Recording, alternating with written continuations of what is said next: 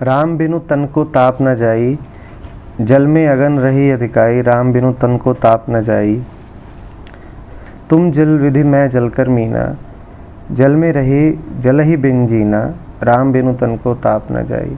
तुम पिंजरा मैं सुवना तोरा, दर्शन दे भाग बड़ मोरा। राम बिनु तन को ताप न जाई।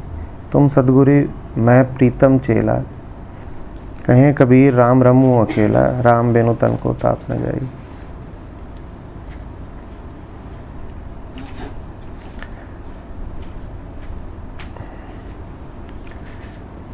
कबीर अपने एक पसंदीदा प्रतीक को लेकर के आगे बढ़ रहे हैं कि मैं जल की बूंद हूँ। याद है ना, क्या बोलते हैं कबीर बूंद और समुद्र के संबंध के बारे में? ठीक है ना, तो कबीर का बड़ा प्रिय प्रतीक है। एक और प्रतीक है कबीर का जिसमें कि कबीर कहते हैं कि मैं कुछ हूँ जो समुद्र में है। क्या? मछली। बढ़िया, ठीक है ना। तो उसी प्रतीक को लेके आगे बढ़ रहे हैं। राम बिनु तन को ताप न जाई, जल में अगन रही अधिकाई। हूँ तो मैं जल में और अथाह जल में हूँ। जल माने क्या? पूर्ण। वो जो चहुदिस है, कण कण में रमाया हुआ है, जिसकी थाह नहीं मिलती है, वही अनंत समुद्र। मैं उसमें हूँ, पर जल में होकर के भी मैं उत्तप्त हूँ। ज्वर सा आया हुआ है, माथा तपता रहता है, मन में गर्मी रहती है। राम बिनु तन को ताप न जाई। आप उसको मन को ताप समझ लीजिए। राम बिना मन का ताप जा नहीं रहा है, आग लगी सी रहती है। जल में अगन रही अधिकाई। जल में हूं और जल रहा हूं। जल में हूं और जल रहा हूं, ऐसी मेरी विडंबना है। क्योंकि राम जो समुद्र है, इसमें होकर भी मैं नहीं हूं। इसमें होकर भी अपने आप को इससे जुदा ही रखे हुए हूं उसी में। पानी में मीन प्यासी। अभी यहाँ पे उसी चीज को दूसरे और बढ़िया अच्छा चित्र खींचा है कि जल में अगन रही अधिकाई। हूँ जल में और धड़क रही है अगन। चारों तरफ वो है जो शीतल कर दे, वो चारों तरफ है। यदि मैं उससे मिलने को तैयार हो जाऊं, शीतल तो तुरंत हो जाऊंगा। पर ऐसी मेरी त्रासदी है कि जल में ही हूं और भभक रहा हूं। जल में अगन रही अधिकाई।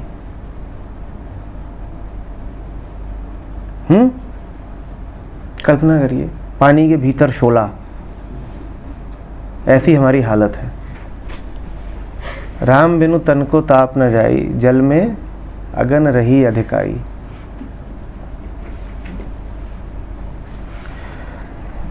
तुम जल विधि मैं जलकर मीना। तुम जल विधि, तुम जल समान हो। आगे बात खोली थी कबीर ने। तुम जल समान हो, मैं जलकर मीना। मैं मछली, जल में रही जल ही बिन जीना। ऐसी मूर्ख मछली हूं जो जल में रहती है पर फिर भी जल बिन जी रही है। जल में रही जल ही बिन जीना है, जल में पर जल बिना जी रही है। Not a drop to drink. तुम जल विधि मैं जलकर मीना, जल में रही जल ही बिन जीना। ऐसी तो मेरी मूर्खतापूर्ण हालत है।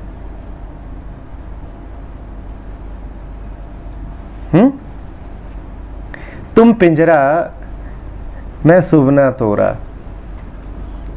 तुम पिंजरा मैं सुवना तोरा, दर्शन दे भाग बड़ मोरा।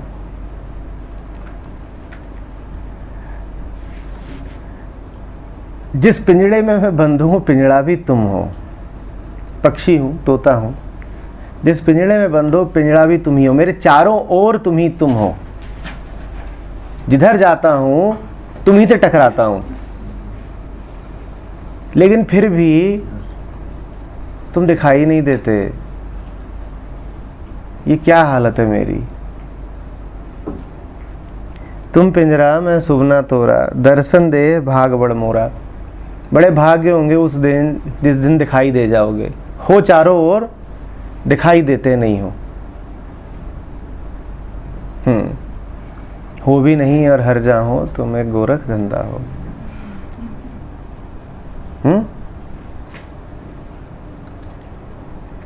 तुम सदगुरु में प्रीतम चेला, कहें कबीर राम रमू अकेला।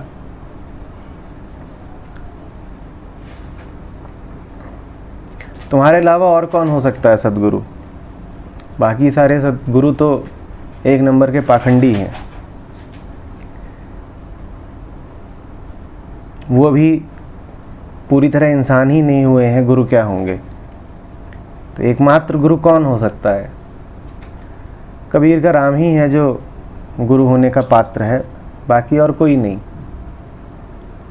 तुम सदगुरु में प्रीतम चेला, बड़ी मज़ेदार बात है। एक बार हमने कहा था कि गुरु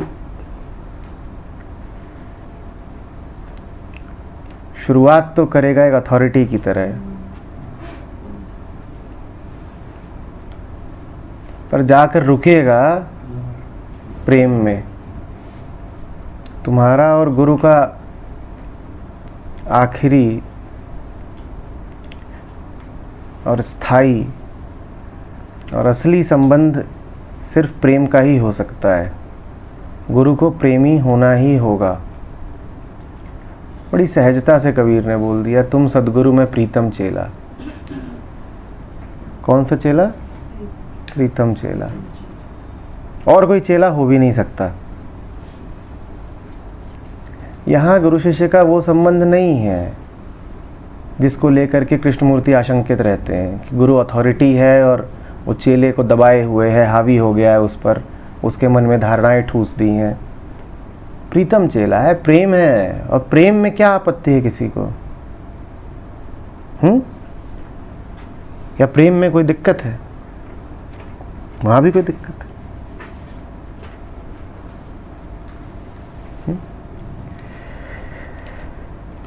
कहें कबीर राम रमू अकेला। और कुछ नहीं है, आप अलोन्नेस करते रहते हैं। अलोन्नेस का इससे सुंदर वक्तव्य नहीं मिल सकता। कहें कबीर राम रमू अकेला, सब राम ही राम है, जिधर देखूं राम रम रहा है, जित देखूं तित तू। यही है अलोन्नेस, जहां देखता हूं वहीं तू है।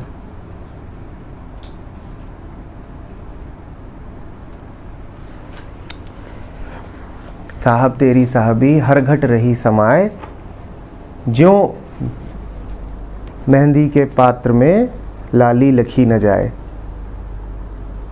जिधर देखता हूं तेरी साहबी दिखाई देती है।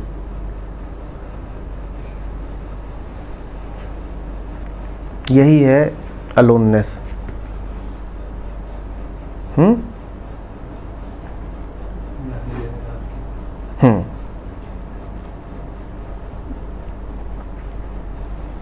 कहें कबीर राम रमू अकेला। ये अकेला, इसी को कैवल्य भी कहा गया है।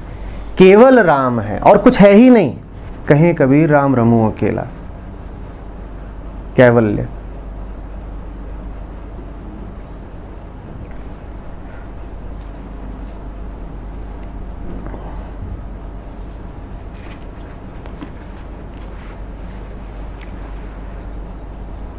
और जब कुछ ऐसा होता है ना जो चहुदेस होता है, तो मछली जो भूल करती है वो भूल हो सकती है।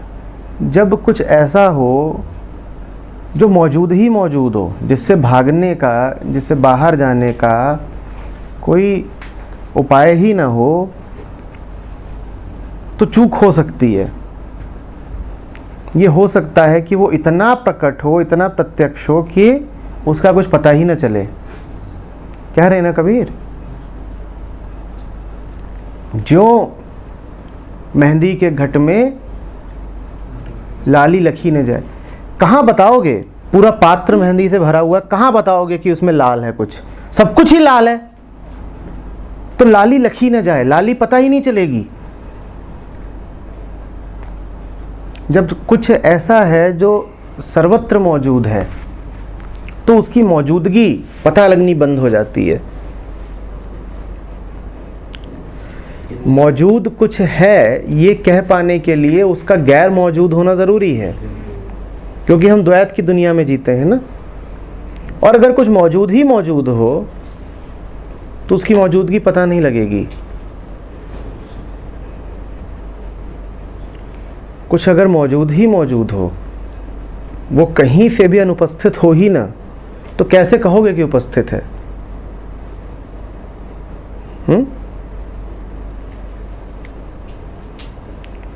कहे कबीर राम रमूं अकेला।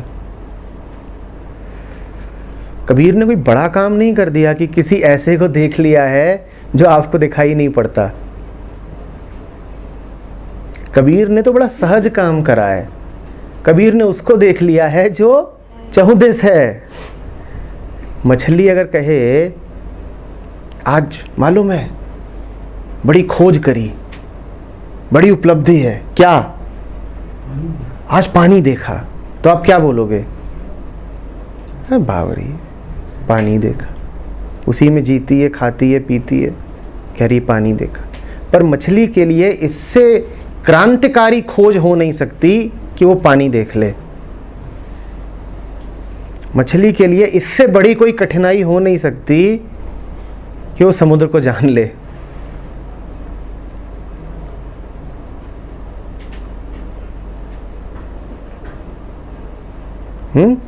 कहे कबीर राम रमूं अकेला।